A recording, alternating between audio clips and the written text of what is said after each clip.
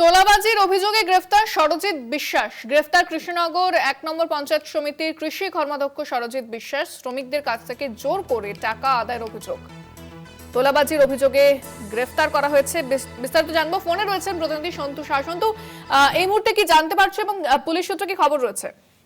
একেবারে তুমি যেমনটা বললে, তোলাবাজির অভিযোগে কৃষ্ণনগর ১ পঞ্চায়েত সমিতির কৃষি কর্মাধ্যক্ষ সরজিৎ বিশ্বাসকে গ্রেপ্তার করেছে কোতোয়ালি থানার পুলিশ। পাশাপাশি এই সরজিৎ বিশ্বাস প্রাক্তন দিগনগর গ্রাম পঞ্চায়েতের প্রধান ছিলেন। ২০২১ সালে ভোট পরবর্তী হিংসায় এই সরজিতের নাম রয়েছে বলে জানা গিয়েছে।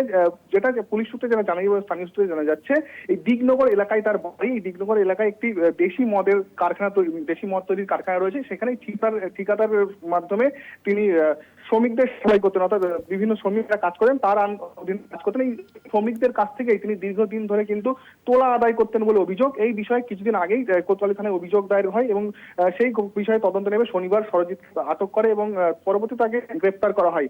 আজ তাকে কিছু জেলা আদালতে তোলা হয়েছে। তবে যদিও এখন সরজিতের যেটা দাবি, তাকে কি কারণে গ্রেপ্তার করা হলো তিনি নিজেও স্পষ্ট নয়, তাকে কিছু বলা হয়নি, এটা এমনটাই তিনি জানিয়েছেন। তবে একেবারে তোলাবাজির যে সেই অভিযোগে কিন্তু তাকে গ্রেপ্তার করা হবে বলে পুলিশ সূত্রে জানা গিয়েছে। ধন্যবাদ সন্তু।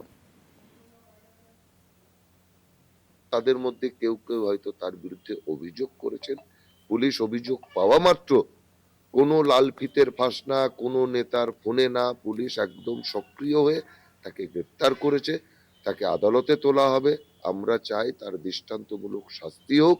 কারণ এই যে যারা তৃণমূল কংগ্রেসের তোলাবাজ আছে, যারা মানুষের সম্পদ চুরি করেছে, যারা রাজ্যের সম্পদ চুরি করেছে, ইট বালি পাথর সিমেন্ট যারা খেয়ে ফেলেছে, যারা মানুষকে অপমান করেছে, হত্যা করেছে, নারী নিরাপত্তাকে তারা ধুলির সাথে মিশিয়ে দিয়েছে, নারীদের অবহেলা করেছে, তারা কেউ ছাড় পাবে না। সবাই জেলের গারদে থাকবে। কারণ পশ্চিম বাংলায় এখন মানুষের সরকার চলছে।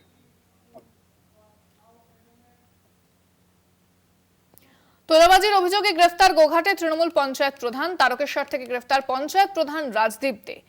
রামেন্দু সিংহ রায়ের ঘনিষ্ঠ তৃণমূল নেতা গ্রেফতার। আরামবাগ আদালতে পেশ কামারপুকুরের প্রধান রাজদীপ দেকে। ফোনে রয়েছেন প্রতিনিধি দীপাঞ্জন রায়। দীপাঞ্জন, কি অভিযোগ উঠে আসছে? দীপাঞ্জন শোনা যাচ্ছে? হ্যাঁ দীপাঞ্জন, কি অভিযোগ রয়েছে?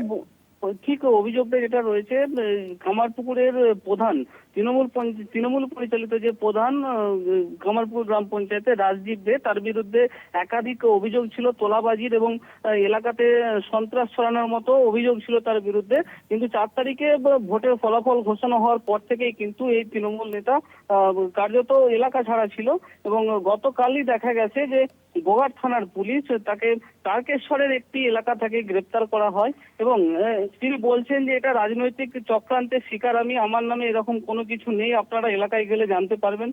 যদিও বারবার তিনি দাবি করছেন যে তাকে ফাঁসানো হয়েছে, কিন্তু এলাকায় কান পাতলে কিন্তু শোনা যায় এই দাপুটে তৃণমূল নেতা কিন্তু এলাকায় ত্রাস সৃষ্টি করে রাখতো এবং যে তোলাবাজি সেটা চলতেই থাকতো তৃণমূলের আমলে। তার বিরুদ্ধে কিন্তু বিজেপি একাধিকবার অভিযোগ করেছিল গোঘাট থানায়। তারপর কিন্তু ৪ তারিখের পর থেকেই তিনি পলাতক ছিলেন এবং গত শনিবার অর্থাৎ গতকাল রাতেই তাকে তারকেশ্বর এলাকা থেকে গ্রেপ্তার করা হয়েছে। যদিও বিজেপির তরফ থেকে এখনো কোনো প্রতিক্রিয়া পাওয়া যায়নি। তৃণমূল প্রধান বারবার দাবি করছেন যে আমাকে রাজনৈতিক চক্রান্তের শিকার হতে হয়েছে, গণতন্ত্রের যে একটা পরিকাঠামো ভেঙে পড়েছে সেটা বলা যায়। ধন্যবাদ দীপাঞ্জন।